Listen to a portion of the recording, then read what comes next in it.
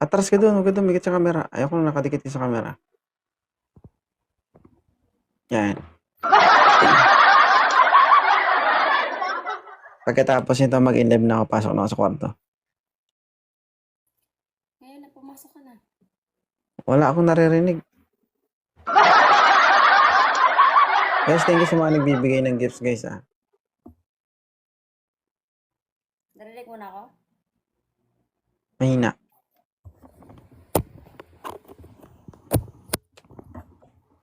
Ayan, okay na. Mm.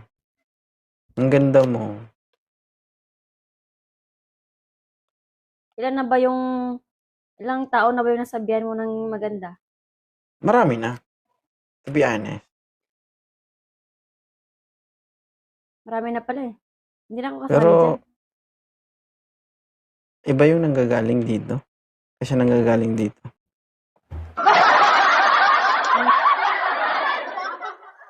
Ha? Ano?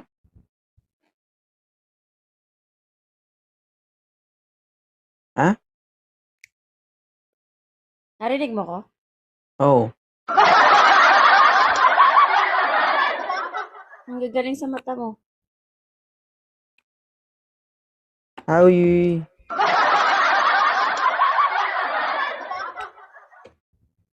Sabi ko nang gagaling sa mata mo. Ano nanggagaling sa mata mo? Iba yung nanggagaling sa mata mo. Huwag ka naman maging suplada. May pagkakausap mo. Hindi naman ako suplada. Gusto mo ba lumayo yung loob ko sa'yo? Paano anong klaseng loob ba? Anong klaseng layo?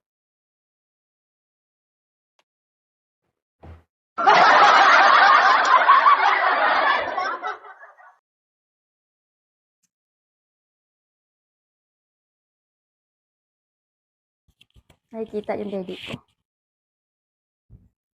Sino nagsabi sa'yo na magsuot ka ng ganyan?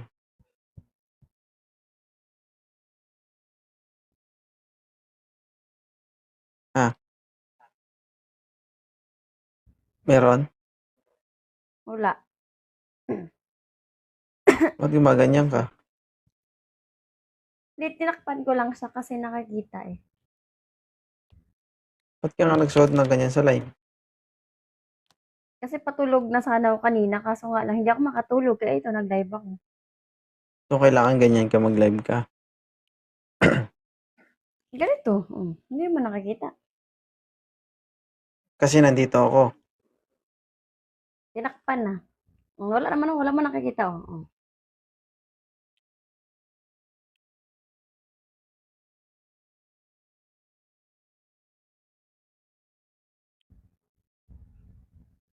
Hindi, joke lang. Authorize. Ano? Authorize. Gusto ko kapag nakita ka nila, maganda ka.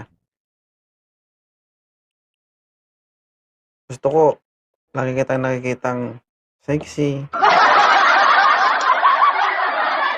decente.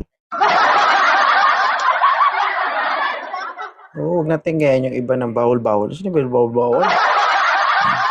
Ayaw ko bawal eh. Ha? Ako. Ikaw, ayoko Okay na lang kung ako nakikita. ipagdamot. Ako ipagdamot mo sa iba, maintindihan ko yun. Ikaw, hindi porket na kumbaga, pinapayagan kitang magsuot ng sexy ay pinamimigay kita, hindi. Ayoko kasi ayokong magmukha kang gusgusin, kumbaga. Hindi, kahit naman magmukha kang gusgusin, ang importante nun, maganda yung kalooban mo. Ano? Okay lang naman magmukhang Ano? gusgusin, ang importante, maganda yung kalooban mo. Hindi. Ang pinupunto ko, tulad niyan na mag-asawa tayo. Hindi porket pinapayagan kitang magsuot ng mga sexing damit, ay pinamimigay na kita. Ayoko lang dumating sa punto na mabibehind ka sa ibang tao. Lalo na sa mga babae, yung sila nakakasabay sila sa mga gusto nila, ikaw hindi, dahil nag-ibahan ka. Oo, gano'n. Gusto ko as always, makitang nasusuot yung gusto mo. At siyempre, maganda sa paningin ko. Ere ka. Di ba? Hindi porket na may anak ka na, may paano yun? asawa ka, hindi ka na magpaganda. Paano yun? You know? Na behind ka sa mga lalaki? Hindi ko kailangan makipagtagisan hindi ko kailangan makipagtagisan sa kanila. Kilala ko yung sarili ko. Bakit? Nakikita mo ba ako nag-aayos talaga? Wala naman ako. Nakasando lang naman ako. Di ba? Hindi, Ang hindi ka malayang kagwapuhan o yung sumayaw. kapugian ng isang lalaki, hindi, ang kagwapuhan at kapugian ng isang lalaki, hindi mo makita sa kasuotan. Nasa mga babae pala yung nagkadrapa sa'yo, no? Ay, wala akong sasabi. Ikaw nagsabi nun. Ay, Yui. Hindi. Ang pangit kasi, no, sa mga kalalakihan is, kapag naging jowa na nila o asawa na nila yung babae, pinagbabawalan nila na mag-ayos yung babae. Which is wrong. Diba? Pangit yun. Dapat, kung ano yung, kumbaga, kung gaano kaganda yung asawa mo nung dalaga pa siya, dapat, mas pagandahin mo lalo ngayong mag-asawa na kayo. Kasi, kung papangit yung asawa, i-reflex yun bilang asawa mo. Diba? Sabihin nyo, pinapabayaan kasi. Diba? Pinapabayaan kasi ng asawa niya yun kasi kaya ganyan. So, ayoko naman mangyari yun.